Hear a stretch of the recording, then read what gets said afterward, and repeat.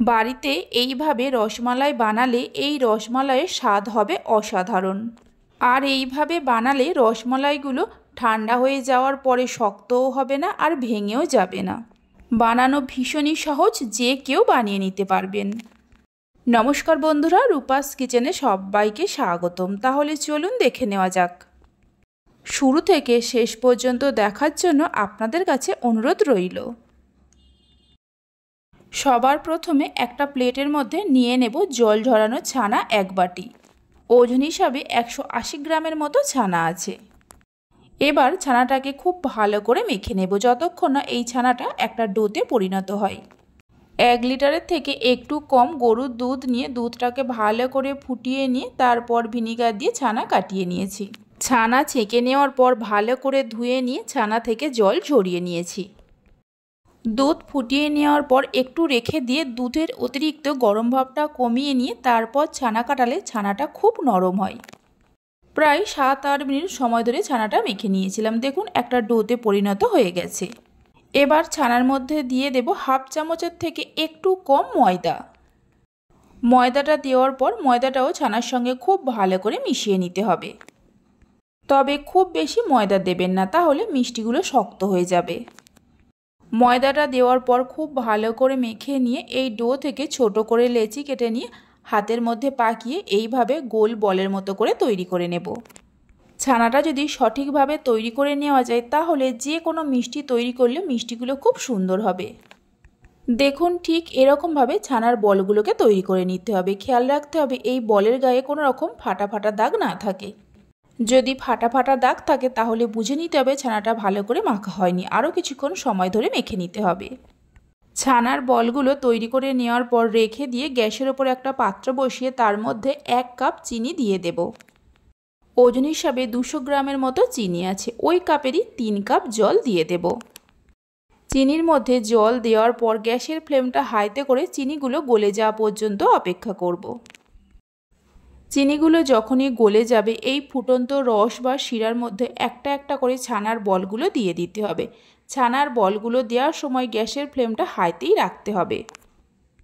সবগুলো ছানার বল রসের মধ্যে দেওয়ার পর ঢাকা দিয়ে হাই ফ্লেমে 10 মিনিট রান্না করে নেব। হাই ফ্লেমে 10 মিনিট রান্না করে নেওয়ার পর ঢাকা খুলে দেখাচ্ছি। দেখুন ছানার বলগুলো সাইজে কতটা বড় হয়ে গেছে। হালকা হাতে এইভাবে করে একটু নাড়াচাড়া করে দেওয়ার পর গ্যাসের ফ্লেমটা মিডিয়ামে করে ঢাকা দিয়ে আরও 5 মিনিটের মতো রান্না করে নেব।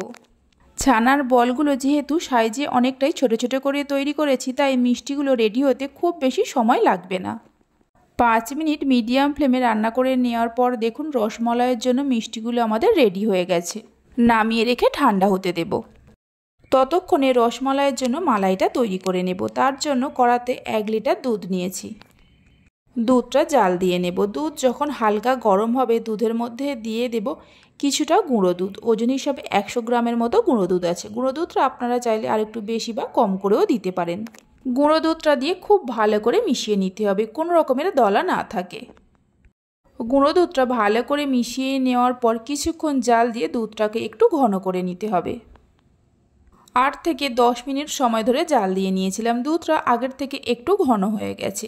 এই সময় দুধের মধ্যে দিয়ে দেব কিছু ড্রাই ফ্রুটস। এখানে আমি পেস্তা আর কাজু বাদামকে ছোট ছোট করে কেটে নিয়ে অল্প করে দিয়ে দেব। 2-3টে এলাচকে থেতো করে নিয়ে দিয়ে দেব। অল্প করে একটু কেশর নিয়ে হালকা গরম জলের মধ্যে 15 থেকে 20 মিনিট ভিজিয়ে রেখেছিলাম, সেটাও এর মধ্যে দিয়ে দেব। আর 1 বাটির মতো চিনি দিয়ে দেব। ওজন হিসাবে 100 গ্রামের মতো চিনি আছে। চিনিটা চাইলে অবশ্যই আপনারা কম বেশি করে দিতে পারেন। সব কিছুকে মিশিয়ে নিয়ে আরও কিছুক্ষণ জাল দিয়ে দুধটাকে একটু ঘন করে নিতে হবে। আপনারা নিজেদের পছন্দ মতো যে কোনো ড্রাই ফ্রুটস দিতে পারেন। মিডিয়াম ফ্লেমে আরও 7-8 মিনিটের মতো রান্না করে নিয়েছিলাম। দেখুন দুধটা মালাইয়ে পরিণত হয়ে গেছে। মালাইটা এর থেকে আর বেশি ঘন করব না। গ্যাসের ফ্লেমটা একদম লোতে করে মালাইটা এইভাবে রেখে দিয়ে এদিকে যে ছোট ছোট রসগোল্লাগুলো নামিয়ে রেখে ঠান্ডা হতে দিয়েছিলাম ভালোভাবে ঠান্ডা হয়ে গেছে। এবার এই মিষ্টিগুলো থেকে খুব ভালোভাবে রস ঝরিয়ে নিতে হবে। ছোট ছোট এই রসগোল্লাগুলো দেখুন খুব নরম ও স্পঞ্জি হয়েছে। এইভাবে ভালো করে রস ঝরিয়ে নিতে হবে, তা না হলে মিষ্টিগুলোর মধ্যে মালাই ভালোভাবে ঢুকবে না। আর দেখুন এই রসগোল্লাগুলো একদম চ্যাপ্টা হয়ে যাচ্ছে, আবারও মালাই দেওয়ার সঙ্গে সঙ্গে একদম গোল গোল হয়ে যাবে। ভালো করে রস ঝরিয়ে নেওয়ার পর এই ছোট ছোট রসগোল্লাগুলো মালাইয়ের মধ্যে দিয়ে দেব। মালাইয়ের মধ্যে দেওয়ার পর মিনিট 2-3 সময় ধরে মিডিয়াম ফ্লেমে রান্না করে নেব। তাহলে মিষ্টিগুলোর মধ্যে খুব ভালোভাবে রস ঢুকে যাবে। এইভাবে একদিন রসমালাই রেসিপিটা বানিয়ে দেখতে পারেন, খেতে এতটাই ভালো হয় যে একবার না বানিয়ে খেলে বুঝতে পারবেন না। বাড়িতে বানালে খেয়ে কেমন লাগলো অবশ্যই আমাকে কমেন্ট করে জানাবেন। মিনিট 2-3 রান্না করে নেওয়ার পর একটা পাত্রের মধ্যে ঢেলে নিয়ে রেখে দেব যতক্ষণ না রসমালাইটা পুরোপুরি ঠান্ডা হয়। ঠান্ডা হয়ে যাওয়ার পর এই মালাইটা আরও একটু ঘন হয়ে যাবে। 1 ঘন্টার মতো রেখে দিয়ে ঠান্ডা করে নিয়েছিলাম। এই রসমালাইয়ের ভেতর পর্যন্ত খুব ভালোভাবে রস ঢুকে গেছে। একটা রসমালাই মিষ্টিকে আমি কেটে নিয়েও দেখিয়ে দিচ্ছি, দেখুন কত সুন্দর হয়েছে, আর খেতে তো ভীষণই ভালো হয়।